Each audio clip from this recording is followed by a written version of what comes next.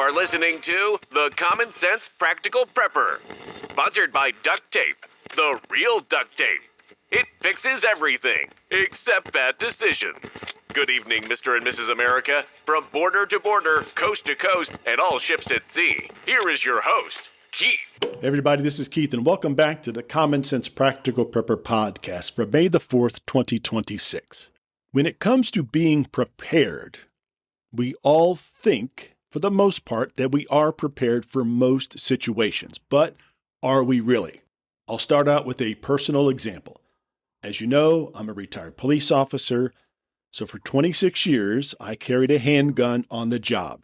Very proficient with the handgun, qualified 2 or 3 times a year, spent time off duty at commercial ranges practicing. Handguns and shotguns, I'm very comfortable with both of them. But I'm not nearly as proficient with long guns, specifically an AR platform or an AK platform. I can run them just fine, but I'm nowhere near as proficient with those platforms as I am with a handgun.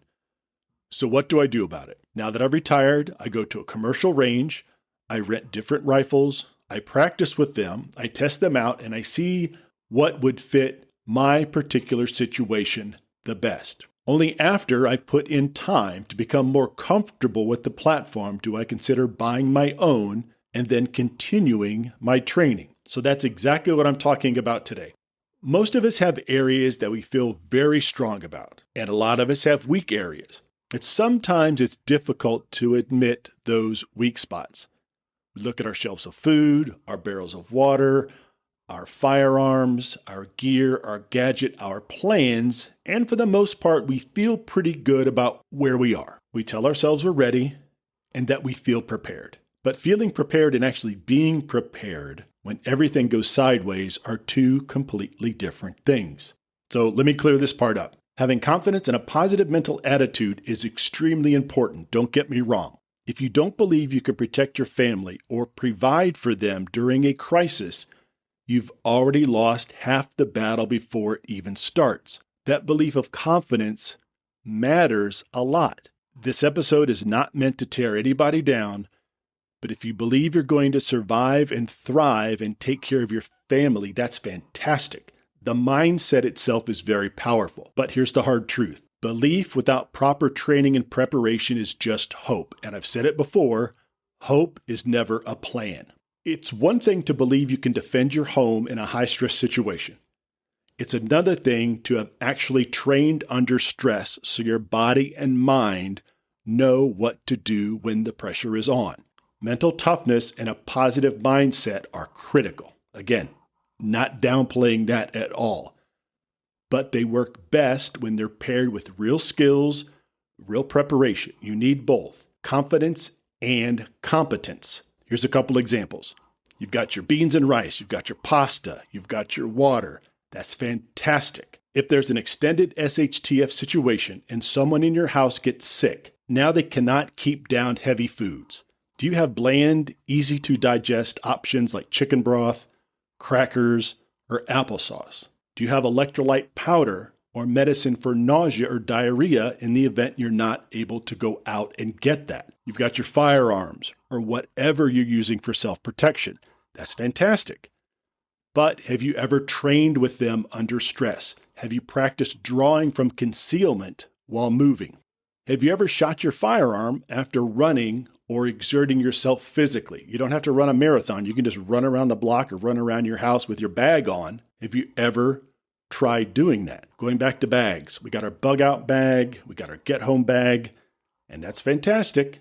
Have you ever thrown it on your back and just walked around the neighborhood? I know it may look a little dorky. Do it in the dark. But have you ever walked around your neighborhood with your bag? Or walk around your backyard in circles? That looks really dorky. The neighbors will never come near you again. They're like, look at Keith. It's like midnight and he's got a flashlight. Is that a back? He's just walking in circles. He's just walking in a big circle around his yard. I knew that guy was weird. We're not talking to that guy anymore. But you need to practice. You got a first aid kit. Fantastic. But have you taken a formal, legitimate first aid class? Have you ever taken a stop the bleed class? Could you actually use a tourniquet effectively on a family member or loved one who is bleeding severely? Could you get that tourniquet on in time and save their life. Power. Solar generator, gas generator, great. That's awesome. But have you actually tested those systems to see how long they'll run with your critical appliances in the middle of winter? I would ask some of you if you've ever practiced living without power for more than a weekend, but depending on where you live and the type of weather you get, you may not have to practice that because Mother Nature is going to force you to practice. Hurricanes, bad winter storms, ice storm, you lose power. Some of us don't need to practice that. And here's one that most people don't think about, and that's the family. Does everyone in your household know what the plan is? Does your wife or kid know where the important supplies are?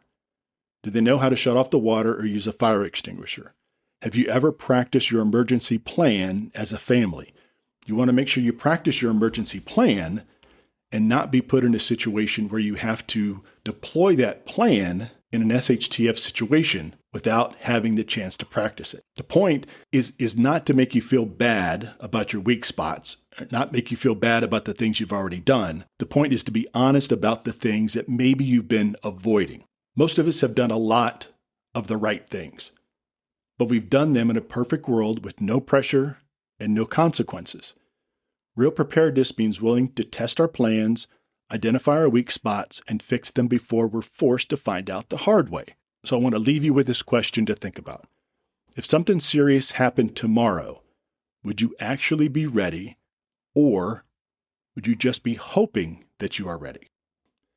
So before I close out this episode, I want to read an email that I received from a longtime listener who asked me a very straightforward question.